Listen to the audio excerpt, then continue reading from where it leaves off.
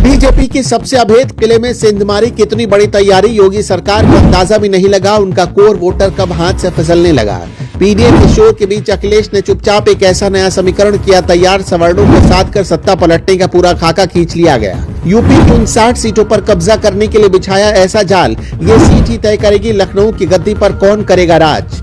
लखनऊ की सर्दी में सियासी पारा तब 7वें आसमान पर पहुंच गया जब अखिलेश यादव ने नए साल का जश्न किसी 5 सितारा होटल में नहीं बल्कि बाटी चोखा की देसी थाली के साथ मनाया।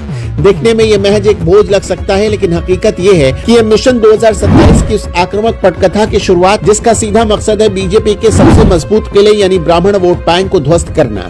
अखिलेश यादव की ये रणनीति बताती है कि वो अब सिर्फ पीडीए का रटा मंत्र नहीं पढ़ रहे, बल्कि उन्होंने जीत का वो फॉर्मूला खोज लिया है जो बीजेपी की नींद उड़ाने के लिए काफी है। अखिलेश यादव ने बहुत ही बारीकी से यह समझ लिया है कि उत्तर प्रदेश की सत्ता का रास्ता लखनऊ के उन गलियारों से होकर गुजरता है जहां ब्राह्मण मतदाता निर्णायक भूमिका में होते हैं। पिछले चुनावों के आंकड़े गवाह हैं कि बीजेपी की बम्पर जीत के पीछे 80 से 90% ब्राह्मण वोटों का एक मुश्त ध्रुवीकरण था। समाजवादी पार्टी अब इसी वोट बैंक में सेंध लगाने के लिए बेचैन है, क्योंकि उन्हें पता है कि अगर बीजेपी के स्कोर वोट बैंक को नहीं तोड़ा गया तो 2027 में भी सत्ता का ख्वाब अधूरा रह जाएगा।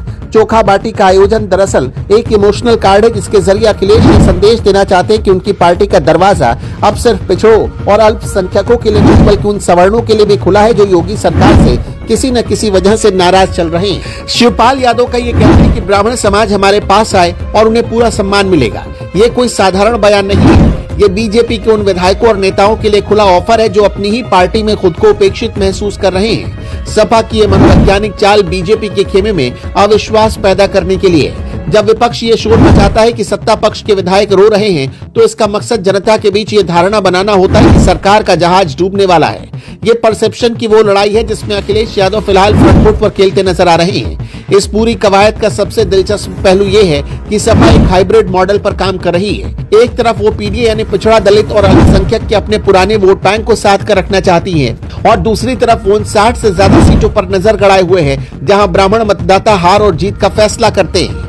ये संतुलन बनाना आंख से खेलने के जैसा है, लेकिन सत्ता की भूख ने अखिलेश यादव को ये जोखिम उठाने पर मजबूर कर दिया है। वो जानते हैं कि अगर वो ब्राह्मणों के मन में बीजेपी के खिलाफ थोड़ा भी संदेह पैदा करने में कामयाब हो गए तो 2027 का गणित पूरी तरह बदल सकता है। कुल मिलाकर बाटी चोखा की ये दावत मिशन 2027 का टीजर मात्र है। असली फिल्म तो अभी बाकी है जिसमें जात, धर्म और समीकरणों की नई बिसात बिछाई जाएगी। अखिलेश यादव ने साफ कर दिया कि वो अब रक्षात्मक नहीं बल्कि आक्रामक राजनीति करेंगे। वो बीजेपी के एजेंडे पर चलने के बजाय अपना खुद का एजेंडा सेट कर रहे हैं जिसमें हिंदुत्व के शोर को जातीय समीकरणों की खामोश चाल से मात देने की तैयारी है। अब देखना ये होगा कि बीजेपी अपने सबसे पुराने और वफादार वोट बैंक को बचाने के लिए क्या काट निकालती है, क्योंकि अखिलेश यादव ने तो अपनी चाल चल दी और निशाना सीधा 2027 की कुर्सी पर है।